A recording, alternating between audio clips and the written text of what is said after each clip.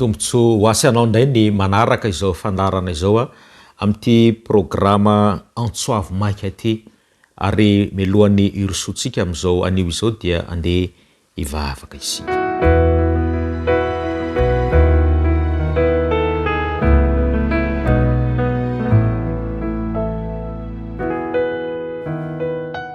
Ray masina tsara any an-danitro ho masina ny anaranao ho tonga ne ny fanjakanao mitenena fa miaino ny mpanomponao ary ao kanana fifantoana manokana izay miasa ho amponay tsirairay azahoanay mandray fanapa-kevitra sy araka ny teninao tononona ny vavaka amin'ny anaran'i Jesosy. Amen.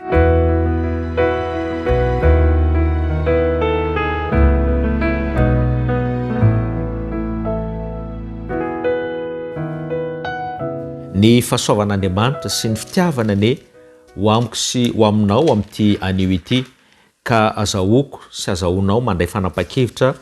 rehefa nandray ny tenin'Andriamanitra isika, indrindra fa ho asy anao zay manomboka andala teny zay efa tsy zoviana aminao no raisina amin'ity anio ity, kanefa ihany koa andala teny zay mampahery anao manokana izay efa ao anatiny izao fiarahana amin'ity vahoakan'Andriamanitra ity. Ao amin'ny Matthieu 7:20, Matthieu 7:20 manomboka amin'ny 9:20 sy ny 20, ilay teny manao hoe Matthieu 7:20 ny 9:20 sy ny 20, ny teny rehetra zay ovakitsika dia ovakitsika amin'ny anaran'i Jesosy irery any. Koa mandehany anareo dia ataovy mpianatra ny firenena rehetra, manao batisa azy amin'ny anaran'ny Ray sy ny Zanaka ary ny fanahy masina, sady mampianatra azy hitanina zay rehetra andediko anareo, dia ino izao momba anareo mandrakariva ambara-pahatonga ny fahataperany izao tontolo izao. Nomeko lohateny hoe iraka ho amin'ny fiantsoana lehibe, iraka ho amin'ny fiantsoana lehibe. Fantatsika fa ny fikambanana mijoro rehetra dia misy sampana marimarina koa hoe misy mpitarika ao, manana vinao, manana tetibola, manana tandrona sy ny fomba anehoan'ny fisiny. Andeny hojerentsika ity fiangonana maro etsero eto, ataontsika toeram-pitsaboana angambany izy ireny, ataontsika hoe mahaliana ihany koa angambany ny amin'ny toe-javatra maro samihafa. Fa izao hoe raha ny fotoanantsika eto famelabelarana enina izao manokana ilaza amin'ireo karazana fiangonana maro samihafa, mety tsy hanana fotoana maro amin'ny fandarana tahaka an'izao. Fa izao manomana izao fandarana izao ny fiangonana Adventiste amin'ny tany ihany fafito, mahaliana loatra, mahaliana anao koa angambany, andeha hojerentsika manokana ny amin'izay hoe ny ity fiangonana Adventiste amin'ny tany ihany fafito ity. Fiangonana, ny dika teny fototra dia hoe eklésia. Eklésia zany hoe fiantsoana avy any amin'izao tontolo izao ho eo amin'i Jesosy Kristy ka ho lasa mpianatra. Azay ny mahatonga ny ao amin'ny Matthieu 7:20, 9:20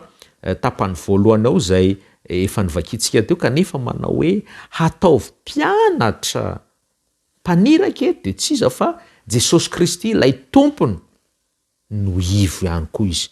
Izy ihany koa no miasa ho an'ilay mpanota, izy ihany koa Jesosy Kristy koa no manome ohatra sy manofana. Efa nataona anie zany tamin'ireo izy 12 lahy sy ireo nisy vehivavy nanaraka tamin'izany fotoana izany. Izy ihany koa no mampahery na dia tsy miaraka amintsika eto ary izy mifana, fa amin'ny alalan'ny fanahy masina izay solotenany, satria fanahy masina io no nampitenenany nde jerentsika ny amin'ny Hebreo 1:12 hoe no azahoantsika manana itony soratra masina itony, no inotsika sy ijorotsika,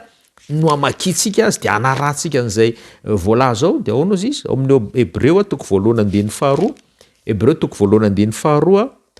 dia amin'izao andro faran'izao kosa nampitenenany tamintsika ny zanany izay voatendry no mpandovany zavatra rehetra, izy no naharinany izao tontolo izao. Miasa ny fanahy iraka ataovy mpianatra. Misy fanontaniana anankiray izay mety hanaitra antsika, manao hoe azo atao ve ny manao mpianatra olona raha tsy nianatra ilay taranja ampianarina? Tsotra ny valiny, tsy azo atao. Fa izao mila manana traikefa, zany hoe mila nahazo an'ilay teny ianao, dia afahanao manoro dia mibaiko miara-mianatra any koa amin'ilay mpisitraka atao amin'ny Isaia 2:10 andinin'ny 10 neny io jerentsika Isaia 2:10 ny andinin'ny 10 io asan'Andriamanitra io satria miasa koa ny Andriamanitra koatra ny famoronana zay fahitantsika mikoka an'izany isika dia izao no ambarany Isaia 2:10 andinin'ny 10 Jehova efa nampiseho ny sandriny masony teo amin'ny mason'ny firenena rehetra ary ny farantany rehetra ahita ny famondren'Andriamanitsika nasehoany miara-mahita tsika ny fahatalovany zanany tety ny fanaratsika ny tenan'Andriamanitra anisan'ny votoatiny lehibe tao anatiny Lioka 4:20 ny andinin'ny 7:20 Lioka 4:20 ny andinin'ny 7:20 votoatiny lehibe indrindra izay mahatonga atsika amin'izao fotoana zao hoe ao amin'ny Lioka 4:20 andinin'ny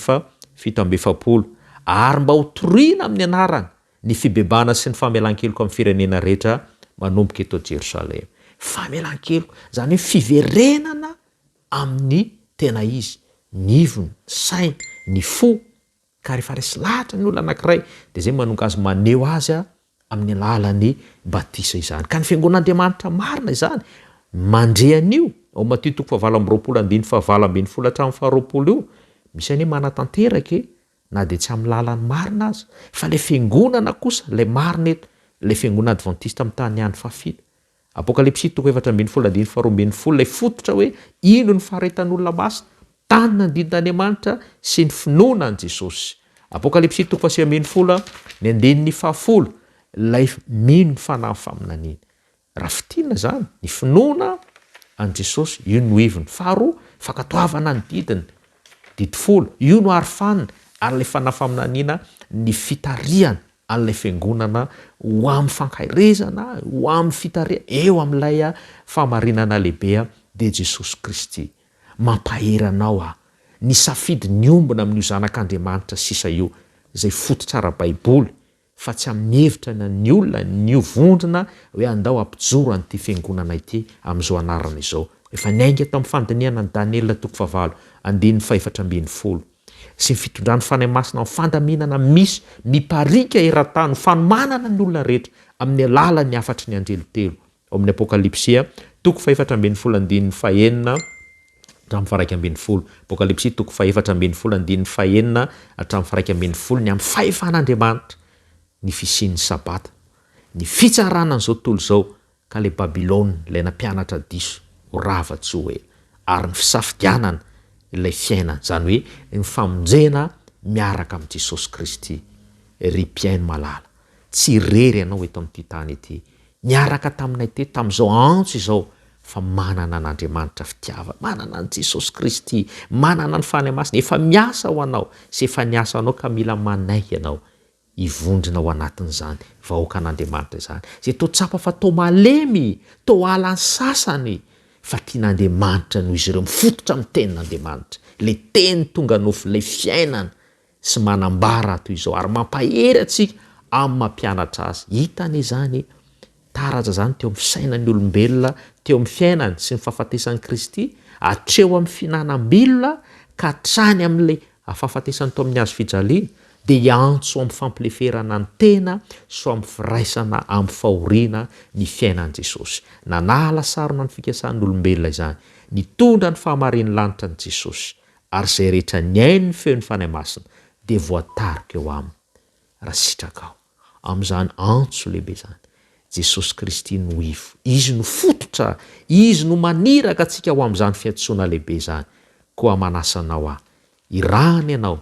ary sitrakao mba hitoetra ho anatin'izany vahoaka an'Andriamanitra izany amin'izao fiarahana mandinika izao tianonona teny fikasana anao sady sodrano anao manokana noho izao fiarahana izao nandritra an'izay andro maromaro izay Tesaloniana voalohany 5 ny andiny 7 sy ny 4 Tesaloniana voalohany 5 andiny 7 sy ny 4 manao hoe ary Andriamanitra ny fiadanana ne hamasina anareo samy ho tanteraka ka ho karovana avokoa ny fanahinareo sy ny ainareo ary ny tenanareo ho tanteraka ka tsy hanatsiny amin'ny fiavian'i Jesosy Kristy tompontsika matoky zay niantso anareo sady izy ihany no anefan'izany raha sitrakao ivavaka ho anao manokana amin'izao fanapa-kevitra lehibe no raisinao izao satria ao anisany ankonan'Andriamanitra ianao, ho anisany vahoakany ny amin'ny fiarahany isa-tsabata zay anasananao, ary aneo tsy ho ela ny batisa asitrika ara-baiboly tahaka anaovana an Jesosy, dia manantena alina fiavian'i Kristy fandroany, ivondrona eo amina tsy rery anao, naizanaiza misy anao, ivavaka ho anao.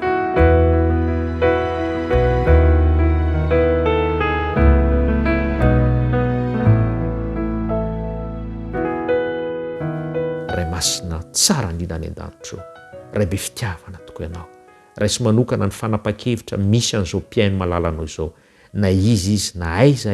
manaraka izao fandarana izao, Jesosy eo tsara ianao. Zany fahatsarana zany dia aoka akasika ny fony lehilahy sy vehivavy tanora ankizy, na dia sarotra ary ny firenena lalovan'izy ireny eto amin'ity tany ity,